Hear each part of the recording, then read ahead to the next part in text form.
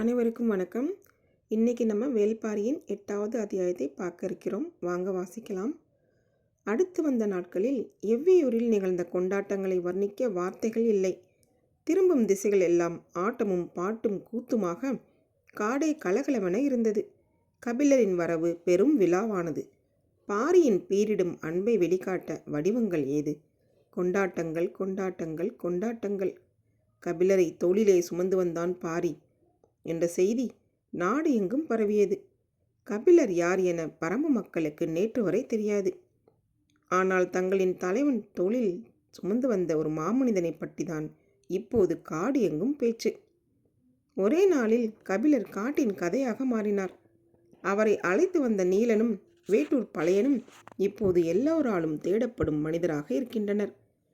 வேட்டுவன் குன்றில் கால் பதித்ததில் இருந்து எவ்வியூருக்குள் நுழையும் வரையிலான கபிலரின் ஒவ்வொரு அடியும் இப்போது பழையனின் கதைக்குள் மிதந்து கொண்டிருக்கின்றன. தனது வீரத்தால் பேர் எடுத்த நீலனின் புகழ் கபிலரால் இன்னும் உச்சத்துக்கு போனது. எந்நேரமும் இளம் பெண்கள் சூழ இருக்கும் நீலனை கண்டு அவனது நண்பர்கள் சற்றே பொறாமை கொள்கின்றனர். காலிலே தசைப்பிடிப்பு ஏற்பட்டவுடன் திருப்பி அனுப்பாமல் அழைத்து வந்த நீலனை கட்டி அணைத்தான் பாரி. கன நேரத்துக்குள் அவருக்கு தனையமைக்கி மூலிகை கொடுக்க வேண்டும் என நீ துணிந்ததுதான் மிக முக்கியம். சிறந்த வீரனால் மட்டுமே அந்நிலையில் நாகக்கிடங்குக்குள் நுழைய முடியும். பாரி சொன்ன சொற்களை இப்போது எல்லோரும் சொல்கின்றனர். குற்றவை விழா தொடங்க ஒரு வார காலம் இருக்க இப்போது கபிலருக்கான விழா தொடங்கியது. கபிலரின் வருகை காட்டின் திருவிழா என்று பாரி சொன்ன சொல்லில் இருந்து அது தொடங்கியது. காட்டின் விழா என்றால் அதன் முதல் வெளிப்பாடு வேட்டைதான். பெரும் உற்சாகத்தோடு பல குழுக்கள் வேட்டைக்கு புறப்பட்டு போகும். சொல்லி வைத்த பொழுதுக்குள் ஊர் வந்து சேர வேண்டும். வேட்டையில் சிக்கும் முக்கியமான விலங்கு எதுவோ அதுதான் அன்றைய விருந்தை தீர்மானிக்கும். ஒவ்வொரு விலங்கின் ருசிக்கும் ஏற்ற மது வகை உண்டு. மதுவின் தன்மைக்கு ஏற்றபடியே இசை முழங்கும். இசைக்கு ஏற்பனவே ஆட்டம். அன்றைய ஆட்டத்தின் ஆரம்பம் வேட்டையாடப்படும் விலங்கில் இருந்தே தொடங்குகிறது. அது மானாட்டமா, மயிலாட்டமா, மிலா கூத்தா, காட்டு எருமையின் கொப்பமாட்டமா என்பது மதுவோடும் உணவோடும் இசையோடும் ஆட்டத்தோடும் கலந்தது. மான் கறிக்கு ஈச்சங்கள் எடுபடாது. பறவைகளின் கறிக்கு தென்னங்கள் பொருந்தாது. ஈனா கெடாரிக்கு 3ஆம் நாள் பணங்கள் தான் சிறந்தது. அத்தி மதுவுக்கும் 60ஆம் கோழியின் கறிக்கும் ஈடு உலகில் கிடையாது. 60ஆம் கோழி அகப்படாதா என ஏக்கத்தோடு இருந்தான் பாரி. வேட்டைக்கு போன ஒரு குழுவாவது 60ஆம் கோழியை பிடித்து வரும் என 3 நாட்களாக பாரி ஆசையோடு காத்திருக்கிறான். கபிலர் எனும் பெரும் புலவர் வந்திருக்கிறார். அந்த வருகையை கொண்டாட 60ஆம் கோழியே பொருத்தமானது. பாரியின் ஆசை இன்றாவது நிறைவேற வேண்டும் என எவ்வியூரில் இருக்கும் ஒவ்வொருவரும் ஆசைப்படுகின்றனர். முதல் நாளும் கிடைக்கவில்லை. அடுத்த நாளும் கிடைக்கவில்லை. இந்த செய்தி எங்கும் பரவ பரம்பு நாட்டில் இருக்கும் எல்லா ஊர்களும் காட்டுக்குள் 60ஆம் கோழியை தேடி தினமும் அலைகின்றன. காட்டின் பிரம்மாண்டத்துக்குள் சின்னஞ்சிறு கோழியை கண்டுபிடிப்பது என்ன சாதாரண செயலா? 60ஆம் கோழி தான் பிடிபடுவதை அதுதான் முடிவு செய்யும் என்பார்கள். பாரி அதன் மீதுதான் நம்பிக்கை கொண்டிருக்கிறான். எனக்காகவா கேட்கிறேன்? கபிலருக்காக. அது இந்நேரம் வந்து அகப்பட்டிருக்க வேண்டாமா என்று எல்லோரிடமும் சொல்லிக் கொண்டிருக்கிறான். ஒரு குழந்தையைப் போல அடம்பிடிக்கும் பாரியின் ஆசையை நிறைவேற்ற ஒவ்வொருவரும் துடியாக துடிக்கின்றனர். இந்நேரம் 1000 யானைகளை கூட ஓட்டி வந்திருக்கலாம். ஆனால் காட்டுக்குள் கோழி பிடிப்பது எளிதான செயலாம்? இது பாரிக்கு ஏன் புரியவில்லை? பச்சிலம் பிள்ளையைப் போல அடம்பிடிக்கிறானே என்று புலம்பியபடியே காட்டின் இண்டு இடுக்கு எல்லாம் நுழைந்து தேடுகின்றனர் பரம்பு மக்கள். விவரம் தெரிந்தவர்கள் புலிகளின் நடமாட்ட பகுதியை நோக்கி போய்க் கொண்டிருக்கின்றனர். கபிலர் திகைத்து போயிருந்தார். ஒவ்வொரு நாளும் பெரும் விருந்துகளோடுதான் தொடங்குகிறது. மறுநாள் அதைவிட சிறந்த விருந்து அரங்கேறுகிறது. அவர் யவனத்தேரலை பாண்டிய கிழவனோடு உட்கார்ந்து நாட்கணக்கில் குடித்திருக்கிறார். சேரனோடு பெருவிருந்து உண்டு மகிழ்ந்திருக்கிறார். ரசனையில் சோழனே சிறந்தவன் என கருதுபவர் கபிலர். அவனது உபசரிப்பும் ஏற்பாடுகளும் அவ்வளவு எழில் வாய்ந்தவையாக இருக்கும். அவை எல்லாம் அதிகாரத்தாலும் ஆடம்பரத்தாலும் நடப்பவை. செல்வத்தின் திளைப்பில் நடப்பவை. ஆனால் இங்கு நடப்பது முற்றிலும் வேறானது. பாவனைகளும் அலங்காரமும் படியாத மானுட அன்பின் தூய வடிவம். அதே தூய்மையுடன் இருக்கும் ஒருவனால்தான் இதை அனுபவிக்க முடியும். மனதின் ஓரத்தில் இருக்கும் அழுக்கு கூட நம்மை வெக்கி தலைகுனிய செய்யும் அளவுக்கு உக்கிரம் ஏறிய பேரன்பு இது. கபிலர் திணறிப்போனார். அருக நாட்டு சிறுகுடி மன்னன் செம்பனிடம் தான் சொல்லி வந்த வார்த்தைகள் உள்ளத்தை அறுத்து கொண்டிருந்தன. பாரியின் தூய்மையான அன்புக்கு முன் நான் கூனி குறுகியே நிற்கிறேன். நான் அதற்கு தகுதியானவன் அல்ல. அவனது புகழ் மீது ஐயங்கொண்டு அதை கண்டறியவே நான் இங்கு வந்தேன். இதை அவனிடம் சொல்ல வேண்டும் என்று கபிலரின் மனம் தவித்தது. பாரியின் நிழல் போல் எந்நேரமும் உடன் நிற்பவன் முடியன். வேகமும் வீரமும் கொண்ட இளைஞன். அவனது இடுப்பில் ஒரு பக்கம் வாளும் இன்னொரு பக்கம் மாட்டுக்கொம்பும் தொங்கிக் கொண்டிருந்தன. பழைமையும் புதுமையுமான 2 ஆயுதங்களை ஒரு சேர வைத்திருந்தான். முடியன் என்பது அவனது பெயர் என்றுதான் கபிலர் முதலில் நினைத்தார். ஆனால் அது தளபதி போல ஒரு பட்டம் என்பது பின்னர்தான் கபிலருக்கு தெரிய வந்தது. அதேபோல் எவ்வியூரில் எல்லோரும் வணங்கும் மனிதராக பெரியவர் தேக்கன் இருக்கிறார். அதுவும் பட்டமா அல்லது பெயரா என கபிலருக்கு தெரியவில்லை. இருவரிடமும் தனது நிலையை விளக்க வேண்டும் என கபிலர் முயற்சி செய்ய, அவர்களோ 60ஆம் கோழி கிடைக்கும் வரை எதையும் காது கொடுத்து கேட்கவே தயாராக இல்லை. கபிலர் என்ன செய்வது என தெரியாமல் திக்கி திணறி கிடந்தார். ஆனால் கபிலரை விட திணறி கிடப்பது பரம்பு மக்கள்தான். 60ஆம் கோழிக்காக அவர்கள் இப்போது காடு எங்கும் அலைந்து கொண்டிருக்கின்றனர். பாரியின் குடும்பம் உள்பட. ஆசைப்பட்டது பாரி என்பதால் அதை நிறைவேற்றுவதை கடமையாக எல்லோரும் கருதுகின்றனர். 60ஆம் கோழி காட்டின் அதிசயங்களில் ஒன்று. கோழியைப் போல் உடலும் சேவலைப் போல் வாலும் கொண்டிருக்கும். வண்ணமயமான வாங்கருவாள் போல் வாளின் இறகுகள் சிலிர்த்து நிற்கும். அது 60 நாட்களுக்கு ஒரு முறைதான் முட்டையிடும். அன்னப்பறவை சாவதற்கு முன் ஒரே ஒரு முறை பெருங்குரல் எழுப்பி கூவிவிட்டு செத்துப்போவதைப் போலத்தான் இதுவும். சாவதற்கு முன் பகற்பொழுதில் சேவலை போல் பெருங்குரல் எடுத்து கூவிவிட்டு செத்துப்போகும். அந்த ஓசைதான் அதை 60ஆம் கோழி என்று அடையாளப்படுத்துவது. ஓசை வந்த பகுதியில் தேடினால் ஏதேனும் ஓர் இண்டு இடுக்குக்குள் செத்து கிடக்கும்.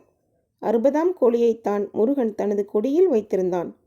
முன்புறம் கோழி போன்றும் பின்புறம் சேவல் போன்றும் அது காட்சியளித்தது. அது முருகனின் மாய வித்தை என பின்னால் வந்தவர்கள் சொல்லிக் கொண்டிருந்த போது எவ்விதான் ஒரு நாள் 60ஆம் கோழியை கண்டறிந்தான்.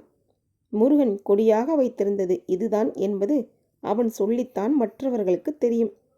அந்த கோழியின் பெரும் அதிசயம் என்ன என்றால், அதன் கழிவில் இருந்துதான் தீப்புல் முளைக்கும். அதன் கரியின் சுவைக்கு ஈடு இணை இல்லை. முருகனிடம் இருக்கும் ஒன்றின் சுவையை பற்றி தனித்து சொல்ல வேண்டியது இல்லை. 60 நாட்களுக்கு ஒரு முறை முட்டையிடும். அது காட்டுக்குள் எந்த விலங்கின் உணவாகவும் மாறாமல் மண்ணுக்குள் பாதுகாப்பாக இருந்து பொறிக்க வேண்டும். அதன் சுவை வேட்டை விலங்குகளுக்கு மிகவும் பிடித்தமானது. ஆனால் அதை வேட்டையாடுவது எளிது அல்ல. புலி போன்ற வேட்டை விலங்கு அதன் சுவைக்கு மயங்கி அதன் வாசனையை நுகர்ந்தபடி காட்டின் குறிப்பிட்ட பகுதியில் அலைந்து கொண்டே இருக்கும். புலியால் எளிதில் 60ஆம் கோழியை பிடிக்க முடியாது. அதே நேரம் அதன் வாசனையை விட்டு விலகவும் முடியாது. எந்நேரமும் புதருக்குள் பதுங்கியபடியே நகர்ந்து கொண்டு கிடக்கும். தன்னை கடந்து போகும் மான் கூட்டத்தை கண்டும் புலி அமைதியாக இருக்கிறது என்றால் அங்கு 60ஆம் கோழி இருக்கிறது என அர்த்தம். புலியின் இந்த மயக்க செயலின் வழியே அங்கு 60ஆம் கோழி இருப்பதை காடு அறிந்தவர்கள் அறிவார்கள். 4ஆம் நாள் அதிகாலை தென்புற காட்டுக்குள் சரசரவென கீழிறங்கினான் பாரி. உடன் வீரர்கள் சிலரும் சென்று கொண்டிருந்தனர். புலியின் நடமாட்டம் பற்றிய தகவல் வந்திருக்கலாம்.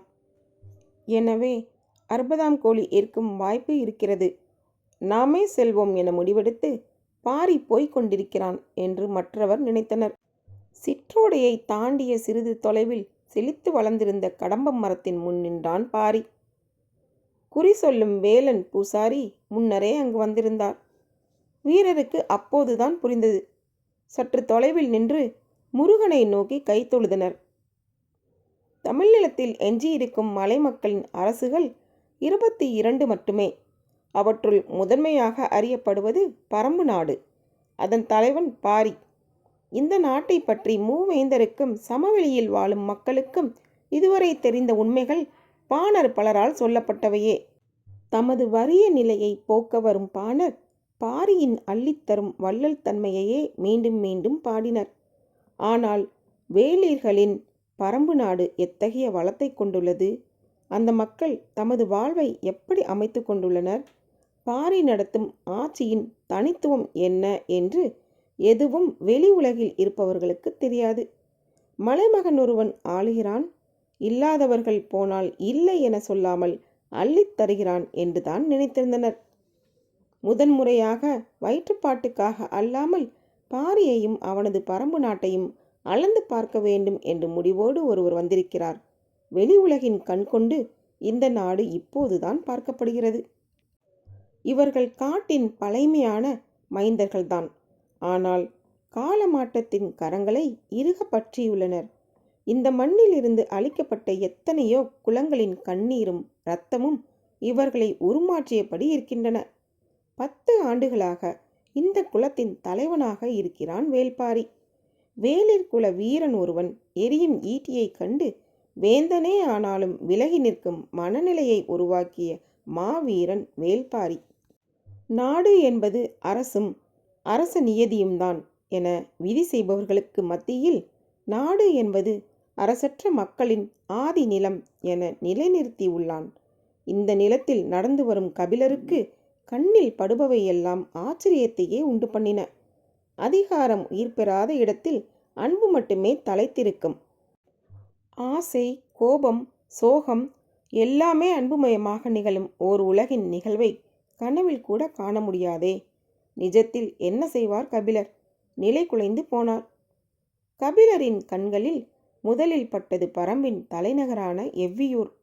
வேட்டூரில் இருந்து நடந்து வரும்போது நீலன் சொன்னான், பாம்பு தச்சன் தான் எவ்வியூருக்கு வடிவம் கொடுத்தவன் என்று. பாம்பு தச்சனா? அது யார் என கேட்டார் கபிலர். பாம்புக்கு வீடு கட்டும் தச்சன் யார் என திருப்பி கேட்டான் நீலன். கரையான் என்றார் கபிலர். கரையான் கட்டியுள்ள புற்றை போல ஆதிமலையின் நடுவில் உள்ள கரும் பாறையை சுற்றி பாறையோடு பாறையாக சற்றே குடைந்து முன்னால் புற்று மண்ணால் சுவர் எடுத்து மர சட்டங்களால் வடிவமைக்கப்பட்ட வீடுகளை கொண்டது எவ்வியூர். கார்காலத்தில் மழை கொட்டி தீர்க்கும்.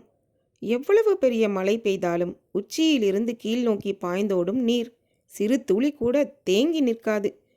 கோடையில் கொடுங்காட்டுத்தீ பரவினாலும் உள்ளுக்குள் ஏறாது. சுட்டமண் மலைக்கு உறுதியானது. நெருப்பை உள்வாங்கும். அனல் தாங்காமல் இலகி உருகும்.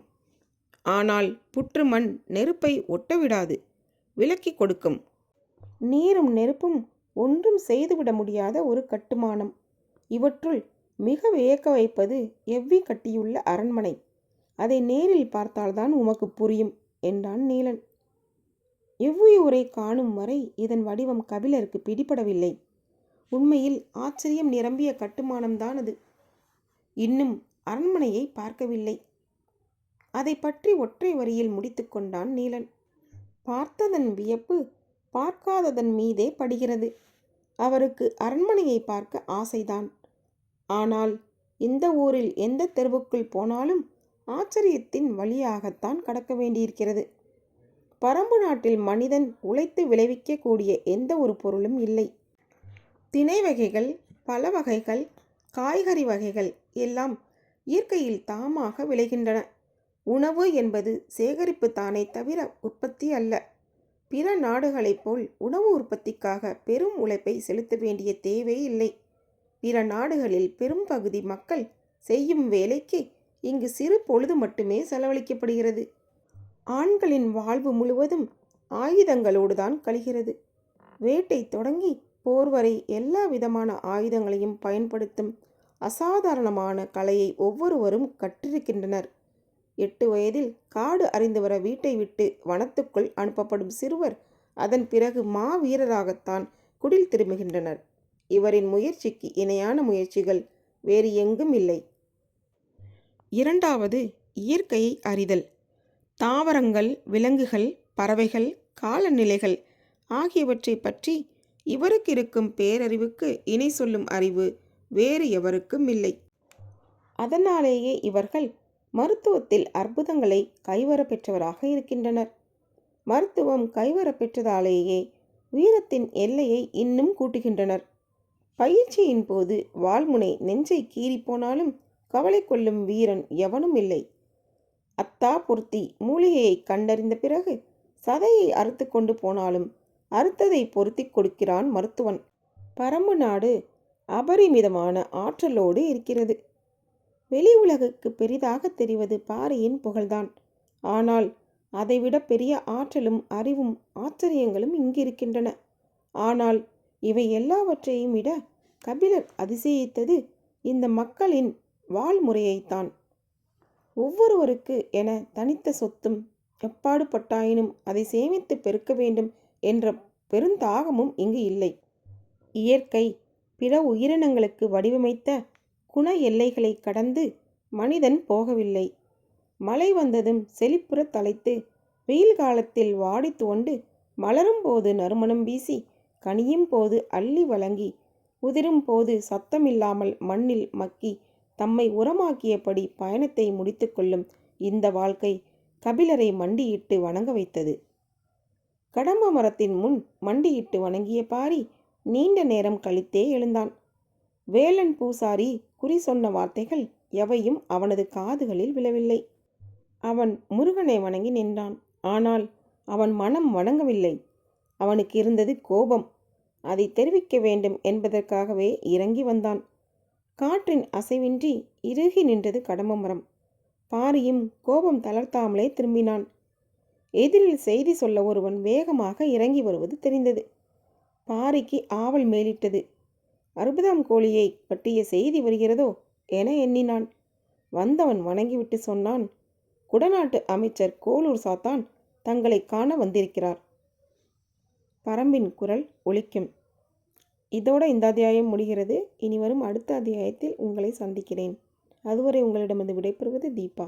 நன்றி. இந்த புத்தகம் உங்களுக்கு பிடித்திருந்தால் சப்ஸ்கிரைப் பண்ணுங்கள், ஷேர் பண்ணுங்கள், கீழே இருக்க லைக் பட்டனை கிளிக் பண்ணுங்கள். மீண்டும் பாரி வருவான். நன்றி, வணக்கம்.